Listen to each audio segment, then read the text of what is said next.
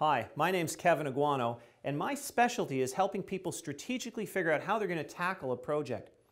Today, what I'd like to do is talk to you about the two different paradigms we can use in how we structure our project planning.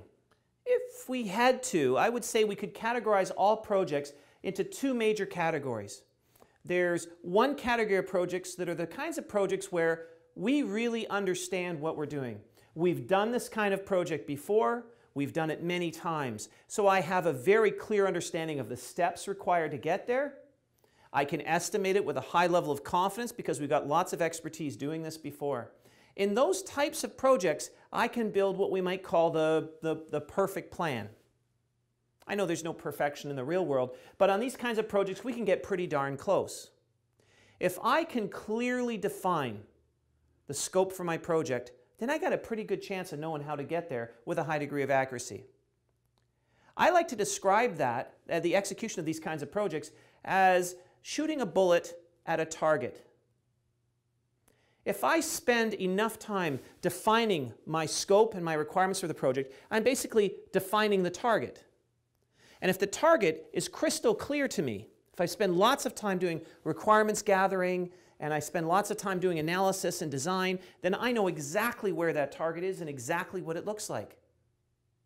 If I have a clear understanding of what I'm trying to achieve, then I got a really good chance of getting a good aim at that target, at aiming right at the bullseye.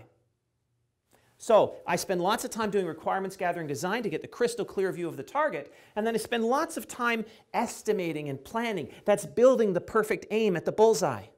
If I spend plenty of time doing estimating and planning, eventually I'll get something pretty close to the perfect aim. I'm aiming right at that bullseye. Then, if I start my project, I pull the trigger, the bullet leaves the rifle, the project's now in flight, the project will follow the plan, it'll follow the estimates, it'll follow the aim right to the bullseye. My project will achieve success. That's the ideal world. And there's many projects like that, and often a lot of our project management training is focused on those kinds of scenarios. We call those defined projects. We use a defined methodology. Defined methodologies are characterized by tons of time spent up front estimating and planning and gathering requirements and doing analysis and design. If we spend enough time doing all that upfront work, we can get the perfect target, the perfect scope, we can build the perfect plan and pull the trigger, and the project will follow that path. And the metrics that we use when we're managing these kinds of projects, our metrics are focused on measuring the variance from plan. Are we deviating off that perfect plan? You look at things like percent complete, you're measuring percent of the plan. Or things like earned value are measuring variance from plan. It's all about this perfect plan. But I'm sure you know as well as I do, not everything is perfect. Many projects don't follow this model. In fact, this model, which sometimes we call the Waterfall Method, really fails in some circumstances. For example, what happens if the scope is fuzzy? No matter how much time we spend gathering requirements and doing analysis and design, we can't get a crystal clear view of the scope. The business isn't sure what they want. The requirements are fuzzy. Then will we ever feel confident that we've got the right aim, that we're pointing at the bullseye? No. We probably won't pull the trigger because we don't feel confident that we've got a good plan. Or another scenario, the plan is fuzzy, we may pull the trigger, but we're taking a huge risk, we may miss. So we try something else. We need another approach. What about the scenarios where I've got a crystal clear view of the plan, but it's a moving target? I know what my scope is, but it keeps moving on me. The scope keeps changing constantly. Do I ever feel confident to pull the trigger and start the project? No, because the project is constantly changing. I keep trying to follow this moving target. So these are projects characterized by churn in the requirements and design phases. We can never get out of the design phase because the scope keeps changing and changing and changing. We'll never feel confident signing off and starting the real execution of the project. So we need another approach.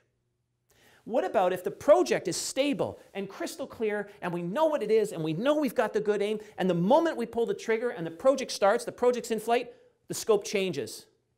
Now we're going to miss. The bullet, the project is going to carry on down that plan, follow the plan, and it's going to miss the target because the target has moved. So what do we do as managers? We stop, we re-baseline, we re-estimate, we replan, and we point at the new target. We pull the trigger, the project starts again. Scope changes, we miss, we stop, we restart, and we plan again. Eventually, we will hit the target. But we're going to miss a lot of times along the way. We can be successful with a defined process like a waterfall model on these high change projects where the scope is constantly changing, but it's a very inefficient model. It's going to cost us a lot extra for all this replanning and rebaselining. We need a better approach. So instead of following a defined model, we're going to switch to another type of project strategy. These are called empirical models. Now, empirical models are not like shooting a bullet from a rifle. Empirical models were designed to deal with these high change environments, with these highly complex scenarios where the scope is fuzzy or constantly changing. So in these situations, we're not going to shoot a bullet at a stationary target.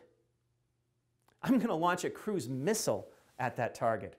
Now, there's a lot of differences between a bullet and a cruise missile. I mean, this is somewhat of a ridiculous example, but for my purposes, there's really two key differences that we can see between a bullet and a cruise missile. The first one is that I can steer a cruise missile while it's in flight. Think about that. If I can steer the cruise missile while it's in flight, then I can start the project with a fuzzy scope, with a blurry target. I don't need to point right at the bullseye. I need some requirements and some design up front, but they can be high-level requirements in design, fuzzy requirements, fuzzy design. I need some understanding, so I launch the cruise missile in the right direction, and as I get closer to the target, as my missile gets closer, that detail will become clearer.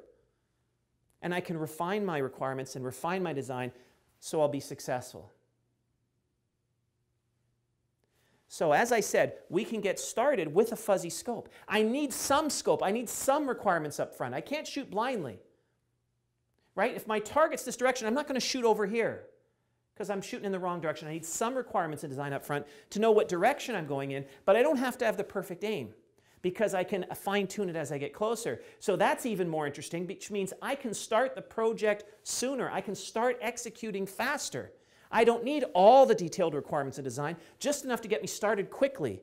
And then I can fine-tune my requirements and my design as I'm making progress towards completion. That is interesting. Faster startup, less upfront requirements in design. My estimating and planning is not as complex. I don't need the perfect plan on a fuzzy target. That's impossible. I just need a plan that's good enough that I know I'm going in the right direction and I can fine-tune my plan as I go. So as I said, there's two key differences between a cruise missile and a bullet. The first one is because I can steer the cruise missile in flight, I have lower upfront costs for requirements gathering and design, estimating and planning. And the second one is I can steer it in flight so I can get started sooner in making progress while I'm still figuring out the details. That requires different management skills, different ways of estimating and planning, a completely different tool set and vocabulary for the manager. But they exist and it can be done. These are the empirical methods. Now I said, remember, there were two differences between a bullet and a cruise missile. The second major difference is for a bullet to be successful, it has to hit the bullseye. You need the perfect execution. You need the perfect aim. For that bullet to take out that target, it has to hit the bullseye if you're shooting it from a rifle. That's the defined model. But the cruise missile, I just got to land it somewhere nearby. As long as it lands in the neighborhood of the target, the blast will take it out anyway. So here's a difference. Defined methods seek perfection. That bullet has to hit the bullseye. We're looking for the perfect requirements, the perfect plan to execute. Whereas empirical methods are just looking for good enough. I don't need the perfect requirements. I just need good enough requirements to get started. I need a good enough design, good enough estimates and plan. This is a subtle difference, but an important one. I need to understand what good enough means. So I need a more nuanced understanding of the project business case. I need to know how much is enough.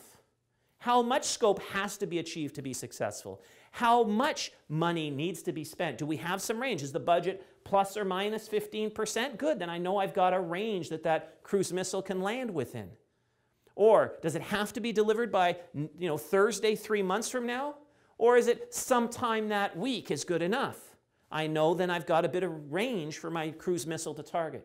So the key differences between defined methods and empirical methods, as I said, is this ability to get started faster, deal with fuzzy scope, and understand what's good enough for the business case. Now, I'd like to draw you a little diagram here on this chart. Again, helping illustrate the differences. If I was to create a graph, and what's interesting about this graph is it's going to show some of the differences between these two approaches. On the bottom here, I'm going to have from low to high, I'm going to show the amount of complexity or change. This is the amount of complexity, low complexity or low change projects into high complexity or high change projects. That's one scale. The other scale here is my probability of success. Again, from low to high, moving up. Now, in a defined project model, we might have, for very low change, low complexity projects, a fairly high chance of success. I mean, frankly, if it's easy, it's easy, right? So low complexity, low change, simple, easy projects, high chance of success. That's just common sense. And as the level of complexity or change in a project increases, your chance of success will naturally fall. But it doesn't fall in a straight line. In the defined model, it drops off quickly. In fact, the defined methods we said were the waterfall methods. That kind of looks like a waterfall. What's interesting with this is as the level of complexity increases, your chance of success drops, and it drops quickly. Why? Because your target just moved, your bullet's going to miss. Your plan quickly became irrelevant. So your chance of success dropped quickly. And it continues to drop as time progresses. In an empirical project, something a little bit different happens.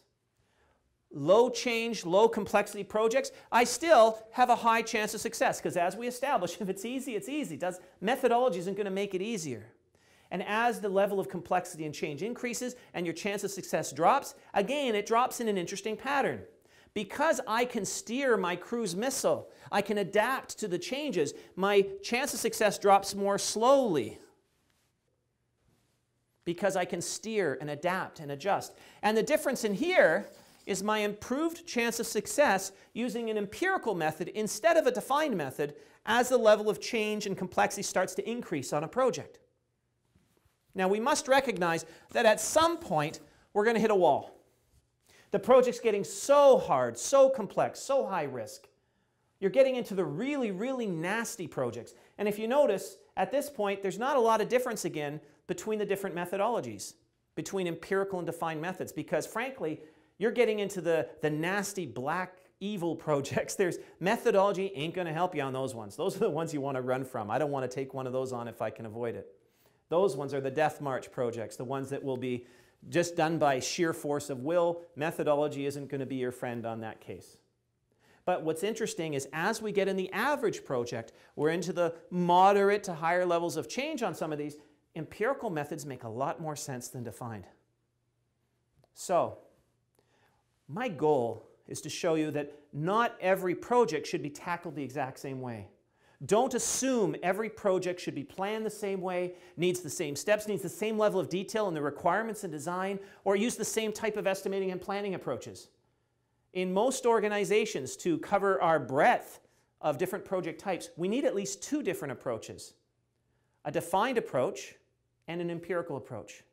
Waterfall is an example of a defined method that's very commonly used in business. Some people call it the SDLC model, but waterfall is a very common defined methodology approach.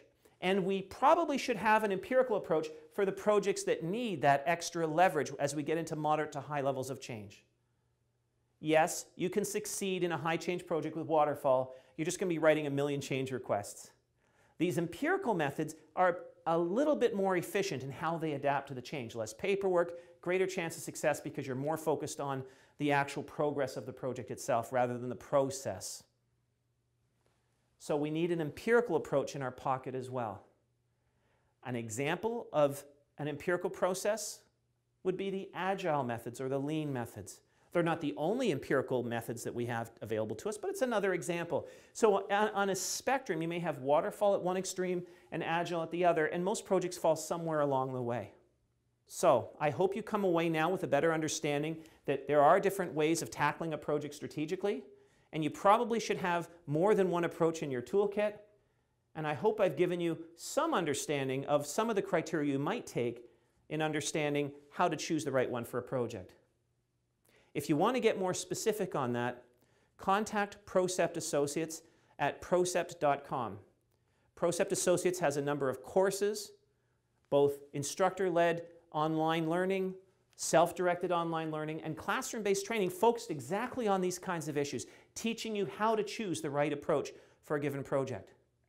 We've developed intellectual capital assets, helping you with decision-making frameworks, checklists, and tools and flowcharts to help you decide which approach is best for your project. And guess what? It's not just about waterfall or agile. There's other options as well. There's actually 4 major approaches on how you structure your project, and our methodologies and our tools will help you make the right choice. So thank you for your time, and remember, if you need help with this, contact procept.com. Thank you.